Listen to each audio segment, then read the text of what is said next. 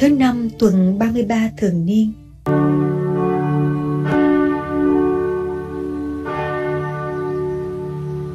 Đức Giêsu thương tiếc thành Giê-ru-sa-lem. Luca chương 19 từ câu 41 đến câu 44.